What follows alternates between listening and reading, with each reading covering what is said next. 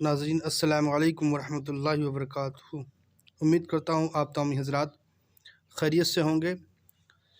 अज़ीज़ान मोहतरम, अल्लामा सलमान अज़हरी साहब के ताल्लुक़ से मैं चंद बातें आप तक पहुँचा दूँ।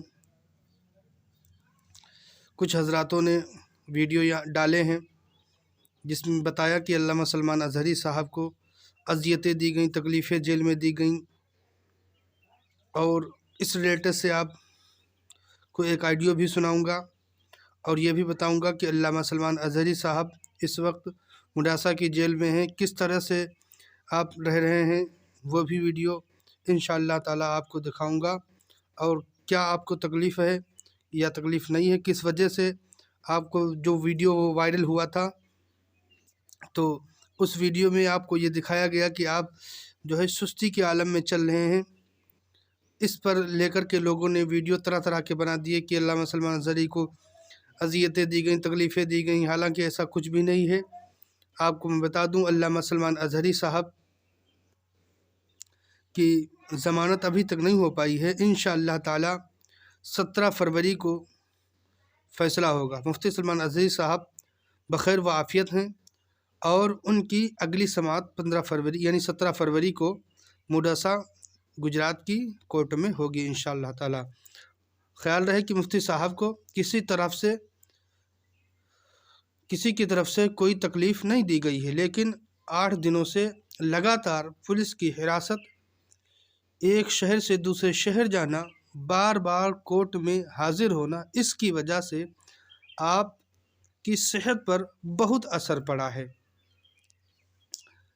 और 12 फरवरी को मुडासा केस में पुलिस ने मुफ्ती साहब की 10 दिनों की हिरासत मांगी थी, जिस पर हमारे वकीलों ने ज़बरदस्त दलाइल पेश किए और सिर्फ़ 5 दिनों की हिरासत मंजूर हुई।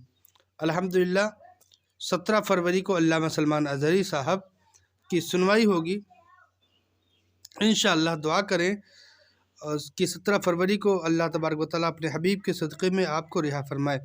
और ये जो है आपको रिकॉर्डिंग सुना दूँ कि अल्लामा सलमान अज़हरी के ताल्लुक़ से जो लोग ये कहते हैं कि अल्लामा सलमान अज़हरी साहब को जो है अज़ियतें दी गई, तो ये रिकॉर्डिंग आप हज़रात सुन लें। और ये वीडियो भी पहले आपको मैं दिखा दूं कि अल्लामा सलमान अज़हरी साहब किस तरह से जेल में रह रहे हैं, क्या क्या सहूलतें आपको दी गई हैं। इंशाअल्लाह ताला अल्लाह के करम से कोई दिक्कत नहीं है, कोई तकलीफ़ नहीं है। आप देख सकते हैं कि अल्लामा सलमान अज़हरी साहब बाआफ़ियत और आराम से हैं इंशाअल्लाह ताला। मैं आपको वो ऑडियो सुनाता हूँ जो अल्लामा सलमान अज़हरी साहब के वकील मोहम्मद इदरीस साहब हैं, वो अपना बयान दे रहे हैं। इस ऑडियो के ज़रिए से आप सुने और लोगों तक ज़्यादा से ज़्यादा शेयर करें। देखिए दोस्तों, हमारे साथ एडवोकेट मोहम्मद इदरीस सदा साहब जुड़ रहे हैं। वो हजरत सलमान अज़हरी साहब के वकील हैं मुडासा कोर्ट में।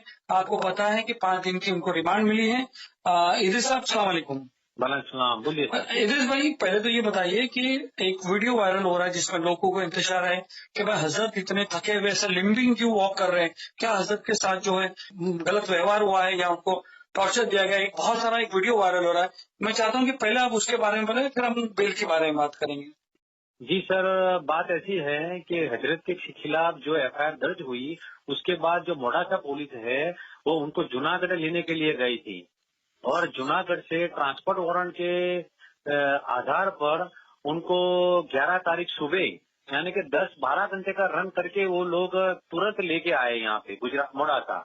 जूनागढ़ से ट्रांसपोर्ट वारंट के जरिए मोडासा लाए और मोडासा 5 बजे सुबह आए और 5 बजे आने के बाद थोड़ा बहुत रेस्ट किया और उनको 1 बजे कोर्ट में लेके आए न्यायालय में। यानी कि जो 10-12 घंटा का जो सफर था उसके अंदर हजरत थोड़े थके हुए थे और साथ में उन्होंने रोजा भी रखा था। हाँ, और रोजा भी रखा हुआ था। और इसमें मैंने उनको पूछा कि आपकी तबीयत कैसी है, कि नहीं कि मेरी तबीयत ठीक है, मगर ये ट्रांसपोर्टेशन की वजह से थोड़ा मेरे को बैक पेन पहले से ही है। वो वीडियो में बता रहे हैं लिम्बिंग, वो मतलब थोड़ा सा वो करके चल रहे हैं, उनके चेहरे में भी वो लग रहा है। हाँ, यानी कि वो मुसाफरी ट्रांसपोर्टेशन की वजह से उनकी थकान भी थी और उनको थोड़ा बहुत बैक पेन था और उन्होंने रोजा भी रखा हुआ था। मैंने पूछा उनको कि आपने खाना वाना खाया, तो कहने मेरा रोजा हुआ है। जी मैंने जी। कहा, चलो ठीक है। और एसएसपी ने भी बोला उनको कि भाई खाना उनको खाना का बंदोबस्त किया था, मगर हजरत ने रोजा रखा था, इसके लिए खाना बना सब उन्होंने मना किया है। और मैंने हजरत कोई बदसलूकी की मैंने उनको पर्सनली पूछा, क्योंकि न्यायालय में पेश करने से पहले पूछा जाता है। बराबर, और जैसा भी उनके पूछते हैं, साथ- जैसा भी पूछते हैं। हाँ, और मैंने भी उनको पहले पूछा कि आपके साथ कोई बदतमीजी की है, किसी ने कोई गाली गलौज से, नहीं नहीं मुझे कोई दिक्कत नहीं है। कैसा व्यवहार हुआ? यहाँ लोग जानना चाहते हैं। लोगों ने सोचा है कि जो है मुंबई से जब एटीएस लेके गई थी यहाँ से गुजरात पुलिस, तो यहाँ पे मुंबई के उनके जो चाहने वाले थे उनमें एक तरह से एक नाराजगी थी कि भाई ऐसा लेके गए, क्योंकि यहाँ के वकील लोग बोले ऐसा ले जा नहीं सकते, और जो भी हो वो लेके चले गए, लेके जाने में कामयाब है। उसके बाद से लोगों को फिक्र है कि हजरत की वहां पर गुजरात पुलिस हजरत से बदतमीजी करती होगी, क्या करती होगी। तो क्या लगता है आपको हजरत को देख के? नहीं, मैंने पर्सनली कल मैं उनके साथ ही था, पूरा 5-6 घंटे उनके साथ था, और मैंने उनके बहुत अच्छी तरीके से बात की, और उनको मैंने पर्सनली भी पूछा, जब पुलिस नहीं थी उसके बाद भी मैंने पूछा कि आपके साथ कोई बदसलूकी की है, तो उन्होंने बताया कि मुझे पुलिस गुजरात की यानी कि मोडासे की पुलिस ने उनको तू तक की बात नहीं, सिर्फ आप करके बात किया है। माशाल्लाह माशाल्लाह, क्या बात है। और ये जो जैसे बताया कि गाड़ी से उतर रहे हैं और थोड़ा वॉक कर रहे हैं, मतलब थोड़ा लिंपिंग कर रहे हैं, तो वो उसका भी उन्होंने बताया कि क्या बताया उन्होंने? बैक पेन था। यानी बैक पेन की वजह से थोड़ा थकान थी, रोजा था, इस वजह से ये है। पक्का ना सर ये? आपको क्या लगा है? बैक पेन नहीं, मैंने और उन्होंने पर्सनली बताया कि उनको बैक पेन की वजह से और रिमांड के पहले पेश करने की वजह से भी उनको हॉस्पिटल में चेकअप करने के लिए गए, और उनको गोली भी दिया था, टेबलेट दिया था, मगर रोजा होने की वजह से वो गोली ले नहीं सकते थे। हाँ, इससे उन्होंने लिया नहीं। चलो, कमिंग बैक टू, ये तो आपने क्लियर कर दिया। कमिंग बैक टू ये कि 5 दिन की रिमांड सर मिल गई उनको, हालांकि जूनागढ़ में और वहां पर जो है बेल मिल गई थी इसके बाद, मगर यहाँ पर अभी डायरेक्ट पांच दिन की बेल हुई। तो क्या पॉइंट ऑफ आर्ग्यूमेंट है अपना? जी सर, इसमें ये क्या है कि पुलिस ने इस मोडासे के मामले में एट्रोसिटी की जो सेक्शन है वो दर्ज किया हुआ है। बराबर है। वैसे एट्रोसिटी का गुना बनता है नहीं है, वो मैटर ऑफ एविडेंस की बात है। बराबर है। मगर एक बार पुलिस ने अगर गलत सेक्शन भी अगर डाली है, तो अब अपने बेल के सिवा कोई छुटकारा नहीं है। अच्छा। बेल एट्रोसिटी, हाँ, और जूनागढ़ और बचाव के अंदर जो उनका जो वेरी सेम डे बेल होने की वजह ये है कि उसके अंदर एट्रोसिटी नहीं थी, तो लोअर कोर्ट यानी जुडिशियल कोर्ट उसको जमानत देगी, और मोडासा के अंदर अपने एडिशनल सेशन कोर्ट जो इसके अंदर एट्रोसिटी की स्पेशल कोर्ट होती है, उसके अंदर बेल एप्लीकेशन डिसाइड होगी। अच्छा, मगर वो तो अभी जब तक पुलिस कस्टडी है तब तक तो बेल एप्लीकेशन डाल भी नहीं सकते। नहीं, रिमांड अगर इनका रिमांड 17 तारीख को सुबह 10:30 बजे खत्म हो जाएगा, तो 17 तारीख को इनका रिमांड खत्म होगा, तो उसी दिन अपने बेल एप्लीकेशन फाइल होगी, और फिर 19 तारीख को मेरे ख्याल से हियरिंग में आएगी, और 20 तारीख को ऑर्डर होगा। ये मगर पुलिस तो सेकंड रिमांड भी मांग सकती है, मांगेगी। उसकी अपनी तैयारी क्या है? कोर्ट देगी नहीं, कोर्ट ने वैसे कोर्ट किसी को बोलती नहीं है, मगर इसके अंदर थोड़ा बोला था कोर्ट से कि भाई ये आपको पहले से ही ज्यादा दे दिया है, अब जो भी करना है 17 तारीख को पेश कर दो बस। अच्छा, यानी यहाँ अंदर वहाँ पर ये बात थी। आपको क्या लगता है जज साहब को, जब आप लोग ने आपका डिफेंस किया तो क्या मतलब डिफेंस था, और प्रोसिक्यूशन क्या था और डिफेंस क्या था? प्रोसिक्यूशन ये था कि भाई इन्होंने ये थोड़ा एग्रेसिव भड़काऊ भाषण दिया हुआ है, जो स्पीच है वो एग्रेसिव थी, उसके लिए एक समाज के अंदर दुश्मनावट पैदा हो सकती है, ऐसी है, इसके लिए एफआईआर दर्ज हुई है। हमने बोला कि हमने ऐसा कुछ बोला नहीं है, हमने तो सिर्फ ऐसा बताया कि भाई मुसलमानों की जो हालत है वो दलित से भी खराब है, तो हमने ऐसा नहीं बोला कि दलित खराब है, हमने तो ये बोला कि भाई दलित अच्छे और मुसलमान खराब है। एक सच्चर कमेटी की जो रिपोर्ट पेश हुई है संसद के अंदर, तो सच्चर कमेटी की रिपोर्ट के जरिए उन्होंने बताया, ये हमने दलित पेश की है। फिर जज साहब का क्या मतलब इसके ऊपर होता? जी सॉरी, जज साहब ने मतलब इसको क्या लिया आपने जब ये बोला? जज साहब ने ये बोला कि भाई चलो आपको ये प्रोग्राम आपने बनाया ये है, तो किसी को भी ऊंचा किसी को भी नीचा अपने बोलने की जरूरत क्या है। जब धार्मिक अगर प्रोग्राम करते हैं तो आप धार्मिक मुद्दे बताओ, पॉलिटिकली मुद्दे क्यों लेते हैं, ऐसा किया। मगर ये पुलिस जो है यूं कि भाई ये हजरत है, ज्यादा दिन तक जेल में रहे, इसके लिए रिमांड के लिए गलत इश्यूज लेके आए कि भाई इनके पास फंडिंग कहाँ से आता है, ये कहाँ से आए थे, बॉम्बे से यहाँ किस तरह आए, मोडासा के अंदर उन्होंने उनको कितना पैसा दिया गया, ये कोई इसके पहले कोई प्रोग्राम, कोई एक्टिविटीज का एंटी सोशल के एंटी नेशन कोई एक्टिविटीज की है कि नहीं, इनके खिलाफ और कोई मुकदमे है कि नहीं, ऐसे करके अपने रिमांड एप्लीकेशन दी थी। तो अपना डिफेंस क्या था इस पे, जो फाइनेंस की बात थी कि इनको पैसे कौन देता है? अभी रिमांड अपने कम करने के लिए अपने आर्ग्यूमेंट की थी, मगर कोर्ट ने जो पहले 1 नंबर के जो आदमी था उसको 4 दिन का दिया था, इसके लिए इनको भी 4 दिन पूरे यानी 4.5 दिन तक के रिमांड दिए हैं। अब इंशाल्लाह हो जाएगा बेल तो यहीं से हो जाएगी। हमको बट आपने कहा ये मजिस्ट्रेट कोर्ट है, बेल आपने कहा कि एडिशनल जज के पास होगी। हाँ, ये स्पेशल कोर्ट यानी सेशन जज के पास ही जाएगी।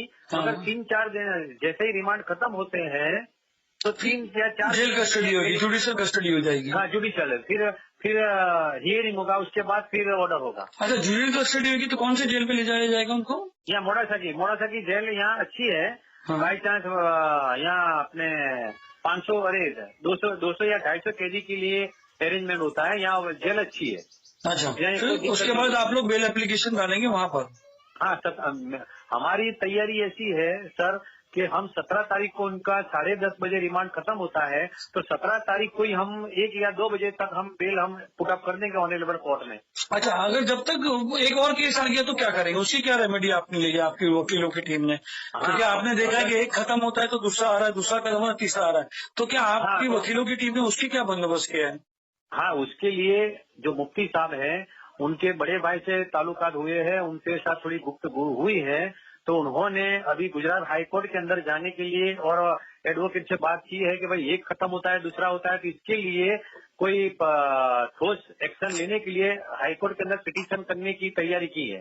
पिटीशन करने की तैयारी है, तो ऐसे केसेस में आप क्या सजेस्ट करना चाहोगे? ऐसे केसेस में क्योंकि 3 बार उनका 3 FIR लिखी गई है, ऐसे केसेस में आप क्या सोचेंगे? हाई कोर्ट प्रीफर करते हो कि ये प्रीफर करते हो आप सेशन से बेल लेना? इसमें क्या होता है कि जब तक ये यहाँ से बेल नहीं होगी, इतने में यहाँ बेल हो जाए तो बहुत अच्छी बात है, क्योंकि यहाँ बेल हो जाएगी इतने में फिर अपने हाईकोर्ट के अंदर अपनी मैटर आएगी नहीं बोर्ड पे। इसके नहीं, हाईकोर्ट में तो आप बता रहे हैं जो लोग जानना चाहते हैं, क्योंकि बहुत सारे लोग सवाल करते हैं क्या रे यार लोग हाईकोर्ट क्यों नहीं जा रहे, हाईकोर्ट क्यों नहीं जा रहे हैं, तो मैं जानना चाहता हूँ कि कानूनी जो हाईकोर्ट की क्या रेमेडीज है ऐसे केसेस में?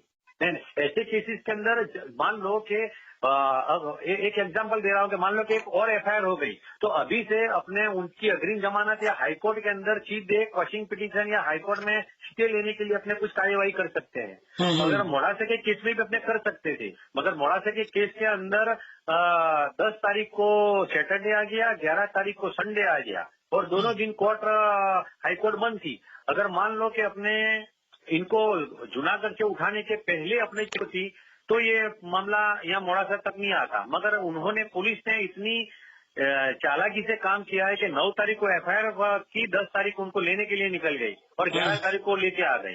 इसके लिए अपने को जो चांस जो मिलना चाहिए था वो मिला नहीं है। अच्छा, कुछ लॉ एक्सपर्ट्स कह रहे थे कि जो ये बॉम्बे में यहाँ से लेके गए थे तो यहाँ पर भी कुछ ऑप्शन था इनके पास?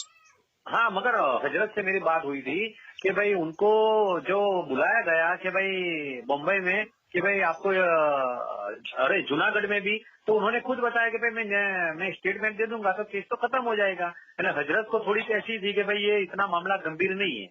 बहुत बहुत शुक्रिया आपका हमारे से बात करने, डिटेल में बताने, क्योंकि यहाँ पर बहुत सारे इदरीस साहब बहुत यहाँ पर लोगों में इंतजार था कि हजरत की वीडियो देख के लोगों को ऐसा लगा, आपने बता दिया कि वो रोजे में थे और उनके साथ कोई बदसलूकी नहीं की गई। एक बहुत अच्छी बात है, एक बहुत अच्छा खुलासा।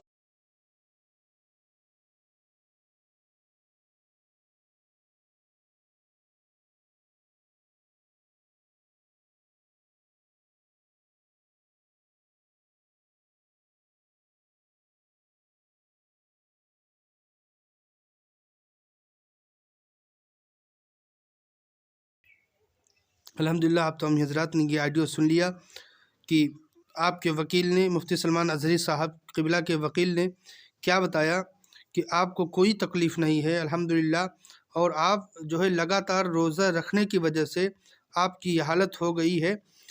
आप जो है थकान महसूस कर रहे हैं, इसी वजह से आप उस दिन थोड़ा थके हुए से महसूस हो रहे थे, दिख रहे थे।